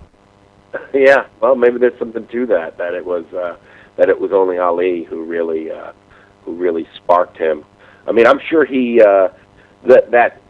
that first fight with Foreman was the fight that he actually brought Marvis to that fight, and Marvis was actually absolutely horrified. He was just a little kid, and he saw his father brutalized. He's dropped 7 times in that fight. Or no, 6 times, I guess. It seems like 7. 3 times in the first, 3 times in the second. And it's in the I think it is the final knockdown that lifts him right off his feet. And, it's just amazing.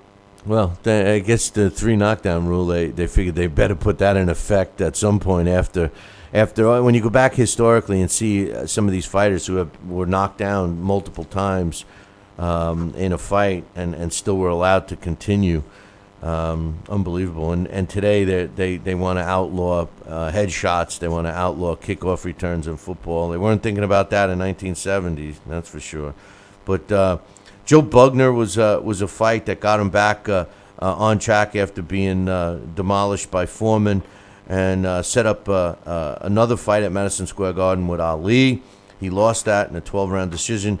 Got back on track with Jerry Quarry again in 1974. A rematch with Jimmy Ellis sets up the Thriller in Manila, which has to be one of the greatest fights of all time, Alex.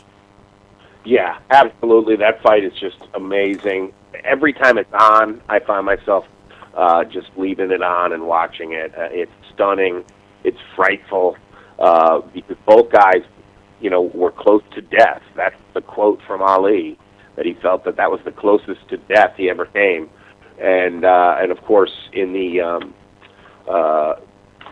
corner, both corners, it was one of those decisions in that Eddie Futch made the decision before Angelo Dundee to not send Frazier out. Well, the funny thing about it was Ali won, but it was sort of like hanging in the balance, because either one of those guys could have been stopped. Yeah, and Ali had said that they were in the process of stopping the fight at the same time. Angelo Dundee said, "Wait a minute, I think they're stopping the fight." Ali said he couldn't go on. He couldn't go. He couldn't get up off the stool. And Angelo Dundee said, "You have to stand to win this fight. You have to stand." And he ultimately did and won that fight. I mean, you're right. They both said that it was as closest to death as you could be from a human being, and neither fighter was ever the same, And like I said, I really believe deep down that the first first Frazier-Ali fight, took a lot out of both of these fighters, but they were able to give us two more epic fights after that. Yeah, and that first fight, it was that first fight that certainly enriched Joe Frazier. He bought a 368-acre estate called the Bruton Plantation near where he lived, where he grew up in Beaufort, South Carolina, after that fight. So in terms of material success, that really, it did change his life. And I think you're right. I mean, when we get to the title bout championship boxing results, you'll see that the computer certainly thinks they're inextricably linked to each other. Well, after the Ali fight, he did fight again a little less than a year later, tried his hand with a rematch with George Foreman, who had subsequently lost his title to Ali, and got knocked out again. And he took 5 years off and made a comeback. And I remember this. I remember Joe Frazier making a comeback. And I was one that thought that maybe, at the time he was going to be an instrumental heavyweight, even though he was, clearly past his prime. And he stepped in the ring after 5 years against a decent fighter in Floyd Cummings, who was 15-1 in Chicago. And struggled, and was lucky to get a draw and hung him up for good after that fight. Yes, and of course that's the fighter with a name that was built for porn. yeah, I could see that. But I think it was the same time. I think it was the same time that Marvis wasn't he training Marvis at that time, or was it right after the I think Cummings yes, fight? He was training Marvis because. Right around this time, or very close to it, Marvis got his shot at Larry Holmes, and that did not go well. No, and Marvis's shot at Mike Tyson didn't go well either. No, but it was a touching moment, I guess, when Frazier just came right out and smiled after Marvis was absolutely crushed. He was so sad. It was just like he felt it was one of the lowest moments of his life, getting up off the canvas, realizing, oh my God, I just lost in the first round for the heavyweight title. And his father came over to him with a great big smile on his face, and he said, "Hey, I love you. You're my son. I love you dearly." And he hugged him. And I mean, it's just, you can't put a price on that. No, and he certainly didn't say that about Muhammad Ali, like we were talking about yesterday when Ali was lighting the torch in Georgia for the Olympics, and they had Joe Frazier on the ground, and they said, "What's your thoughts of Muhammad Ali, your nemesis, up there lighting the torch for the Olympics?" And Joe Frazier said, "If I was up there, I'd push him right in there." And like I was talking about yesterday, Alex, it's something that I feel Muhammad Ali, and I'm shocked that he never, being such an ambassador to the sport and a humanitarian that Muhammad Ali is, I'm shocked that he never came out and apologized to Joe Frazier for the antics used against him, and how Joe Frazier felt betrayed by Ali, because Joe Frazier was the guy that helped Ali get back on track and lent him money and everything else. I mean, they were friends, and Joe Frazier really felt betrayed, and after all the years, he never came right out and apologized, and I think that that really bothered Frazier to the point where even an apology if Frazier got an apology from Ali on his deathbed, I don't think it would have mattered. I think it went too far, and I could never understand why Ali didn't just apologize. He had said that he was doing it for promotional, especially the gorilla thing. He was doing that promotionally, but he never apologized to Frazier. Yeah, I don't know if they've supposedly had a meeting together where just behind closed doors, the two of them at one point since like 2005 or so. But as of Ali has apologized in print. I don't know if there's ever been a meeting that was, filmed between the two of them where he apologized directly to Frazier. But like I said, that closed-door meeting, perhaps they did. In March of 2001, for the 30th anniversary of the Ali-Frazier bout, he did tell the Times, this is Ali, I said a lot of things in the heat of the moment that I shouldn't have said. Called them names I shouldn't have called them. I apologize for that. I'm sorry. It was all meant to promote the fight. But you're right. How much that was too little too late, and supposedly asked for a response. Frazier said, we have to embrace each other. It's time to talk and to get together. Life's too short. So supposedly perhaps they did at some point, but you're right. Even up to his dying day, it was, iffy as to, the mood.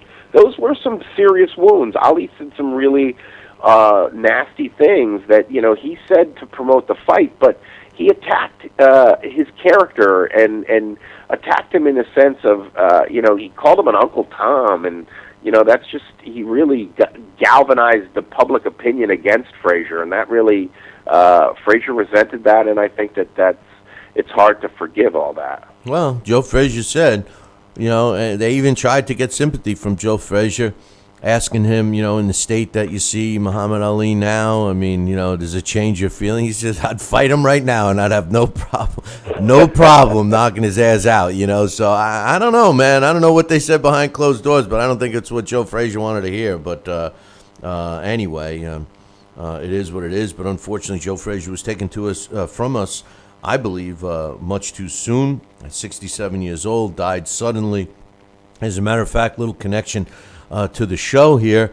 The last known interview that was conducted with Smokin' Joe Frazier was done by LDL TV, as a matter of fact, and you can find that on YouTube. So interesting stuff. Yeah, I guess it was liver cancer, and he got it, and he was diagnosed and dead within a few matter of months. Yeah, it was very quick, and he went from the diagnosis to a wheelchair to the grave.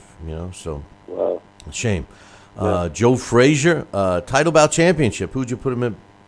All right, so in the title bout championship boxing game, I put him in against Tyson Fury, the current heavyweight champion of the world, and he knocked Tyson Fury out in 4 rounds, 2 minutes and 10 seconds of round number 4. He had Tyson Fury down twice. When they fight 100 times, Joe Frazier, Smokin' Joe, dominates him. 97 wins, 3 defeats, 94 big wins by knockout. Of his 3 victories that Tyson Fury managed to score, he scored 2 knockouts. Against Vladimir Klitschko, the once and possibly future king, the first time they fight, Frazier knocks him out at 2 minutes 34 seconds of round number 12. He really brutalized poor Vlad, but Vlad kept trying. Vlad was down twice in the 10th, once in the 11th, and then again in the 12th, and rescued by the referee under a fusillade of blows. When they fight 100 times, Frazier dominates him. 84 victories, 13 defeats, 3 draws. Of those 84 wins, 77 by knockout. Of the 13 wins that Vlad scored, he was able to score 9 KOs. I also put him in against Luis Ortiz, since he holds a trinket, one of those championship belts from the 73 Worlds you were talking about. Is that amazing or what? And how stupid am I to count them all? But 73. 73. Unbelievable. Yeah, that's amazing. So against Luis Ortiz, he stops him in 4 rounds. The first time they fight, 155 of the 4th. When they fight 100 times, Frazier dominates. 98 victories, 2 defeats, 94 big wins by knockout. And just for the hell of it, I put him in it to see what the computer would say if you fought Ali and Frazier 100 times. Interestingly, they went 43 victories, 43 defeats, 14 draws, 17 KOs for Joe Frazier. of Ali's 43 wins, he scored 11 knockouts. So they match up pretty evenly. That's amazing, and that's the style makes fights, man. You know, styles make fights, and it would have been interesting to see what they put him in against Anthony Joshua. What he would have. But I think the story would be the same. I mean, obviously, Joe Frazier was a unique fighter, and one that I don't think we'll ever see a similar fighter to his magnitude again. But Joe Frazier, a great deal with the Title Bout Championship computer game, and I think they're all realistic with the results that came up this time. But Joe Frazier, former world heavyweight champion, was inducted into the International Boxing Hall of Fame in 1990. Like we said, he died in 2011 at 67 years old. His career record, 32 wins, 27 coming by knockout. He had 4 losses in which he was stopped 3 times. And he did have 1 draw, which was the last fight of his career against Floyd porno star Cummings. So Alex, great job on the blast again. Just real quickly, I wanted to get your thoughts on a couple of things that's going on today in the sport. First and foremost, were you as sad to see Sugar Shane Mosley this past weekend as I was? Yeah, I thought he got off to a good start, which wasn't too surprising because he's still in great shape, and but it was just a matter of time before youth really overcame him, and his reflexes are so dulled down that he's going to get hurt against a better opponent. He was battered around as those rounds were going on. You could see. I mean, that wasn't Sugar Shane. He always likes to mix it up, and it's that love for the sport that I think that's keeping him around. Because, like Larry and you were saying earlier, I don't think he is broke. I think he's doing this because he loves it. But you can't like it when you're getting hit that much, and it's sad to see. So I really do hope that he just goes in. You're not going to stop him from putting the gloves on, that's for sure. But I would hope that he stops fighting professionally and just, spars with people in the gym and stuff because, it's not going to end well. We know how it ends. Father Time is undefeated. This is true, and he doesn't even have to make a comeback. But I think that Shane Mosley was trying to emulate Oscar De La Hoya. I think he was trying to be the face of the new promotional company that he and his current girlfriend have put together. That he did go through a divorce that cleaned him out. If you recall, his previous wife was also his manager and business partner, so who knows what the financial situation is there. But like you and most, I loved Sugar Shane, and I hope that he does hang him up and maybe focus on Shane Jr., who I think needs a lot of work as well. Alexander Povetkin. They're still testing this guy. I mean, when are they going to test him? I mean, in Russia, do they keep testing you until you come up clean and then say that you were clean? I mean, I don't understand this. You are way more versed on the steroid situation than myself. Is this? What are they doing? I mean, obviously they're trying to get that shot with Deontay Wilder. Deontay Wilder is trying to say he's a cheater, he's this, he's that, he should be banned. To me, it seems like Wilder really doesn't want to fight him, but it is what it is. I mean, I can't blame Wilder for not wanting to fight a guy that was on steroids, but was he really? I mean, what the hell's going on? Right. I think that's the question. It's a newer substance that has used to be legal, and now it's recently been made illegal. So evidently Maria Sharapova tested positive, the tennis player tested positive for it at one point too. So I think I was very wrong in my knee-jerk reaction last week when you asked me about this, and I really thought that it was one of those issues where Deontay Wilder, he's making the right move. To some degree, it's difficult, and maybe he did make the right move because if you're fighting a guy with a known steroid, but I think also in a way it facilitated him to do something we kind of expected he was going to do anyway, and that was chicken out of going overseas and fighting Alexander Povetkin. For him to test positive for something that was recently legal, see, that was the part I didn't realize, was what exactly the substance was and some of the ins and outs. All of these PED things are complex, Billy C., and that's the thing. That's why you need conferences like Larry Hazard's going to, is people, because it's science that these guys are using to try to get these little cheating advances, and you have to, the science in catching them has to keep up with the science in creating them. So I do think that it does demand a very much more knowledgeable organization structure than we have right now. And that, I don't know, last week when you asked me, I thought Deontay Wilder made the right call by not fighting Povetkin.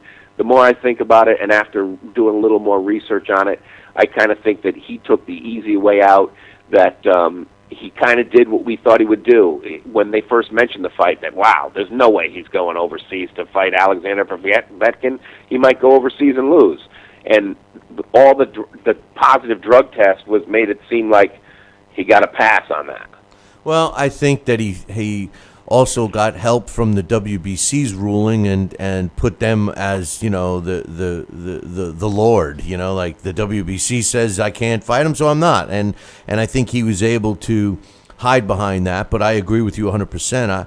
I don't think he was that anxious to go over there. I think he was doing what he had to do, and I thought he would have fared well. I mean, I thought it was going to be a big test for him, but I certainly am nauseous thinking that he's going to replace Povetkin fight with Chris Arreola, who, in my opinion, doesn't deserve to be in a ring with a legitimate top 10 contender, let alone, because in the heavyweight division, anybody can. Listen, Chris Arreola lands a lucky punch after 3 horrific fights against entity heavyweights, and he could be a world champion. One lucky punch. And that's the thing that annoys me about it, Billy C. And that's because that's something you called at least a year ago, was that Chris Arreola will get funneled into a fight with Deontay Wilder, whether it makes sense or not. And I think that that's what we're going to end up getting now, as a consolation for a flunk drug test for a substance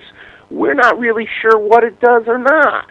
And if it was just recently legal and now suddenly it's illegal, I don't blame Povetkin's team for saying, hey, test me again, because what are your testing procedures like? If you were testing for this thing before, you know what I mean? There's so much confusion about it, and in order for it to pave the way for a fight with Wilder Arreola, it's like, come on, the whole thing kind of smells a little. Of course, and the other issue is that whole USADA VADA thing. One reports a smidgen, the other one doesn't. And there's a lot of gray area there. I think. Well, and I think the big question is, there's no doubt that the test found that the substance is in him. The question is it enough to do anything? That's what they're saying. And if it isn't, and what do these things do anyway? Because if it isn't really enough, I mean, look at Orlando Salida and Francisco Vargas. That fight's going on because Orlando Salido said, you know what, I'm going to fight him. I'm going to go ahead and fight him. I'm not going to, cancel the fight. I don't care that he tested positive. Well, I think that fighters that use it to get out of a fight are praying and thanking God that they had an excuse to get out of the fight. I think that Orlando Salido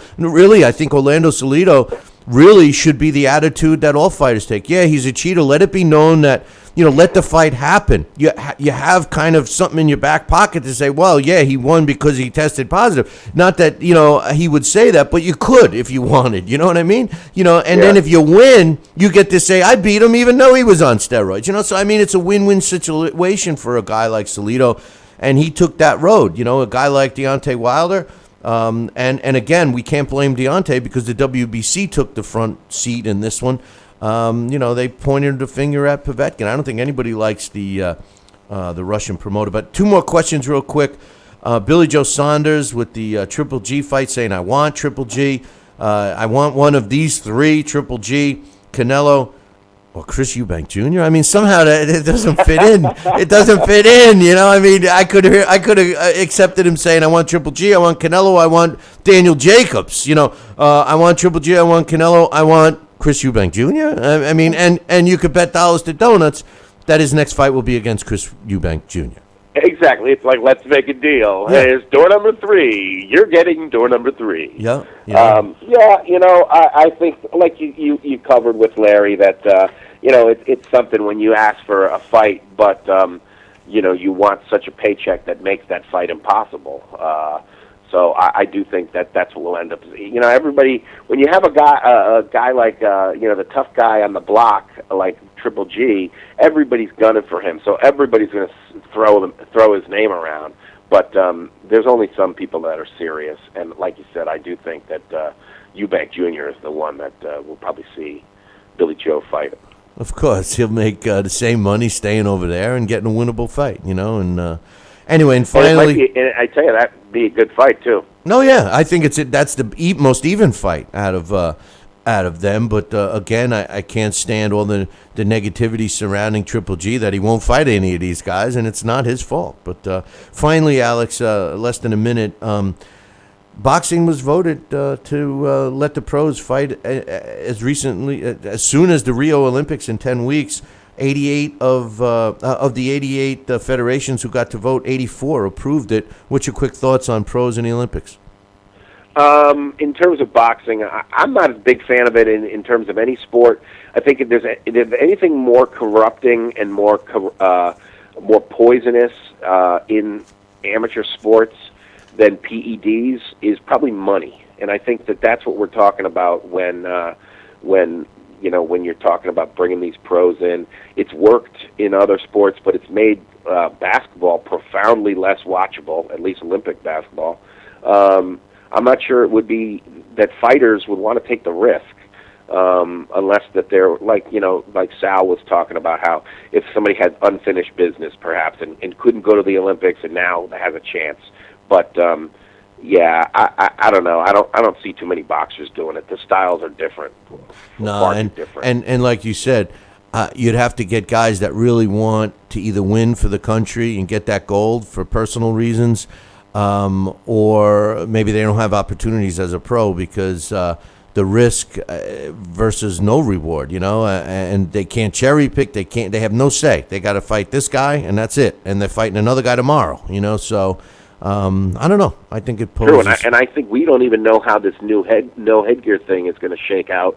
And HBO's The Fight Game actually did a pretty good little preview about that, about asking some of the questions whether removing the headgear is going to do anything positive or negative. And I think it's going to be a work in progress. We'll find out this summer. Yep, we will. Alex, great job as usual. I look forward to you next week, my man. All right, Billy C. Take care. That's Alex Papali. You can always check him doing our blast from the past. But anyway, hey, that concludes our show for today. Special thanks to ESPN New Hampshire for having us, and we're glad to be part of your sports programming this morning. And look forward to all of you guys checking out our show tomorrow because we'll be back the same bat time on the same bat channel. Until then, ciao, baby.